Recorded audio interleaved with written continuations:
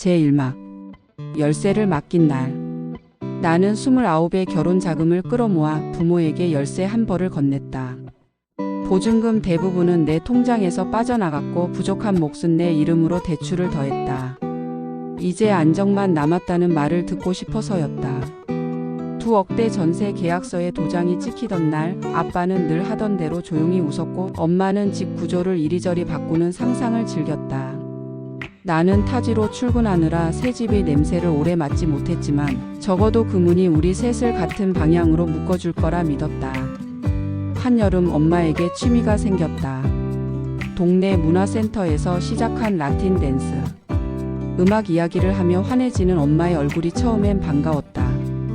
그런데 취미는 매일이 되었고 매일은 곧 집 밖에서 보내는 시간이 많아졌다는 걸 의미했다. 어느 날 밤 아빠가 내게 말했다. 요즘은 내가 거실 소파에서 자는 일이 잦아. 이유를 묻기도 전에 아빠는 고개를 떨궜다. 그 다음은 빠르게 무너졌다. 아빠는 문 밖으로 밀려났고 법원에서 접근 금지라는 생소한 종이를 받아들었다. 엄마는 도어락 비밀번호를 바꿨다. 내가 퇴근길에 들러 보안실에서 임시 출입증을 요청하자 경비 아저씨가 난감한 표정으로 말했다. 세대주가 변경됐다네요. 화면엔 낯선 이름이 떠 있었다. 엄마 곁에 새로운 사람이 있었다. 엄마는 전화로 짧게 말했다.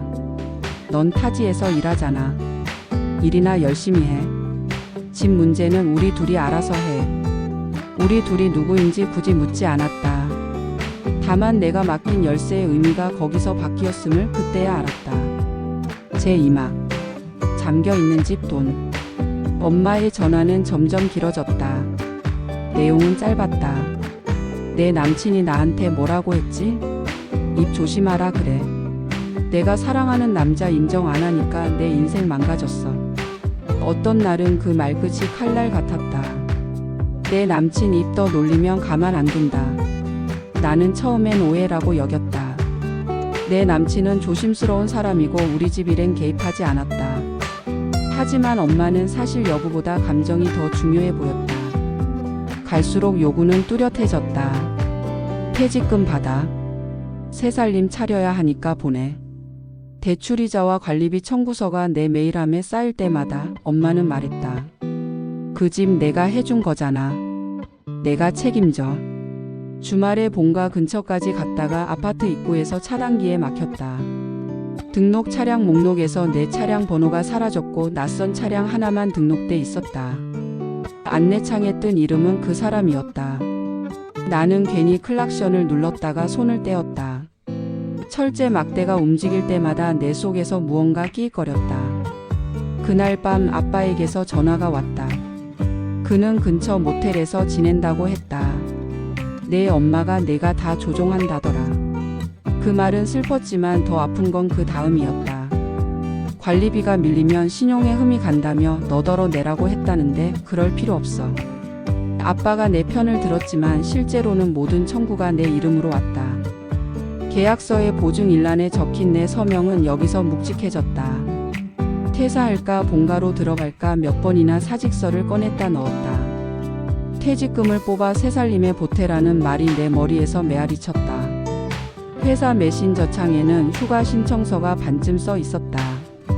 그러나 전송 버튼 앞에서 손이 멈췄다. 이건 사랑이 아니라 누군가의 파괴를 돕는 판결 같다. 나는 집의 상황을 보려고 했다. 이 집의 현재 상황은 잠겨있는 현관 모든 청구는 나에게였다. 감정은 매일 바뀌었지만 비용 청구는 단호했다. 분노와 죄책감이 번갈아 올라왔다. 무시하고 끊어버릴까? 하고 다짐하면 다음 날엔 엄마의 장문 메시지가 도착했다. 너 때문에 내가 잘렸어. 그러니 내가 이자를 내. 사실이 아님을 알아도 내가 만든 집이라는 말에 손이 떨렸다. 그 집을 판다면 5천만 원 이상의 손해. 유지하자니 마음이 달아 없어질 것 같았다. 제3막 세 가지 길과 네 번째 선택. 어느 밤 나는 흰 종이를 펴고 굵은 펜으로 제목을 썼다. 세 가지 길. 첫 번째, 지금 판다. 손해가 분명하다. 계약 위반, 중개 수수료, 자녀 대출 조기 상환 수수료까지 계산하면 5천만 원이 훌쩍 넘는다. 팔면 분노는 사라질지 모른다. 그러나 그 자리에 커다란 후회와 빚의 그림자가 눌러앉을 것이다. 두 번째, 무시한다. 돈줄을 끊고 문자를 읽지 않는다. 이자와 관리비가 밀리면 내 신용은 떨어지겠지만 적어도 더는 원치 않는 지원을 하지 않게 된다. 문제는 나는 아직 계약서에서 완전히 빠져나오지 못한다는 점이다. 현실적 손실은 줄어들지 않는다. 분노는 잠시 접어두더라도 죄책감은 더 커진다. 세 번째, 마음을 비운다. 사람이 사람을 떠나보내듯 집도 떠나보낸다. 엄마의 선택과 그 결과를 있는 그대로 인정한다. 나는 나의 삶으로 돌아간다. 하지만 비워낸 마음은 어느 날 갑자기 꽉 차서 터질지 모른다. 내가 지킨 약속, 부모님 안전하게 살 집을 마련해 주겠다을 스스로 배신한 기분이 따라다닐 것이다. 그리고 나는 종이 아래 한 줄을 더 적었다. 네 번째, 계약의 언어로 경계를 세운다. 감정으로는 이미 싸움이 끝나 있었다. 남은 건 문서였다. 다음 날 나는 반차를 내고 관리사무소와 은행, 법률구조공단을 돌았다. 관리사무소에서 세대주 변동 내역과 차량 등록 명부를 열람했고 은행에서 보증인 지위를 다시 확인했다. 상담사는 조용히 말했다. 감정은 어제 끝나셨네요. 오늘은 절차 진행하시죠. 나는 내 이름으로 자동 이체되던 모든 비용을 잠정 보류로 바꾸었다. 대신 공용 부분 연체로 내 신용이 바로 하락하지 않게 최소한의 비용을 분리했다. 엄마에게는 한 장짜리 통지서를 등기로 보냈다.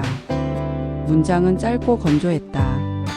금일 이후 제 명의로 발생하는 추가 비용의 지급을 중단합니다. 주택 관련 협의는 서면으로만 진행합니다. 위협 협박성 발언과 제3자에 대한 위해 암시는 모두 기록 보관합니다. 휴대폰에는 자동 통화 녹음 저장을 켰다. 아빠에게는 다른 문자를 보냈다. 아빠 모텔에 오래 있지 말고 시청 복지과 상담 먼저 잡아. 내가 같이 갈게. 아빠는 알았다고 답했다. 아빠의 목소리에서 오래된 체념이 조금 거치는 걸 전화 너머로 느꼈다. 저녁이 되자 엄마에게서 메시지가 왔다. 내가 이렇게까지 할 줄 몰랐다. 사랑이 죄냐? 나는 답장을 작성했다가 끝내 지웠다. 그리고 짧게 보냈다. 사랑은 누구도 죽이겠다고 협박하지 않아. 우리는 지금 집의 계약과 가족의 안전에 대해 말하고 있어. 며칠 뒤 경비실 앞에서 다시 차를 세웠다. 여전히 내 차는 목록에 없었다. 하지만 이번에는 화가 치솟지 않았다. 나는 명부를 사진으로 찍고 접수 번호가 적힌 종이를 폴더에 넣었다. 집이라는 말이 나를 올가매는 시대는 끝났다. 나는 돌아오는 길에 타지에 내 원룸에 불을 켰다. 작은 식탁 위에 새로 산 현관 열쇠고리가 반짝였다. 그 옆에 3가지 길 종이가 있었다. 모서리에 나는 연필로 크게 동그라미를 그렸다. 네 번째 선택. 시간이 지나면 매듭들은 하나씩 풀릴 것이다.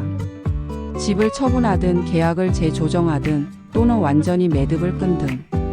중요한 건 내가 더 이상 빼앗기는 사람의 자리에 서 있지 않다는 사실이다. 나는 내가 지킬 수 있는 사람부터 지키기로 했다. 나의 연인, 나의 일, 나의 내일. 엄마가 어떤 사랑을 선택하든 그 비용을 타인의 생명과 미래에서 가져오게 두지 않겠다. 아빠가 어떤 길을 선택하든 적어도 혼자가 되지 않도록 손을 내밀다. 그리고 나는 내가 선택한 문장으로 하루를 마무리한다. 사랑은 감정으로 시작하지만 관계는 경계로 지켜진다.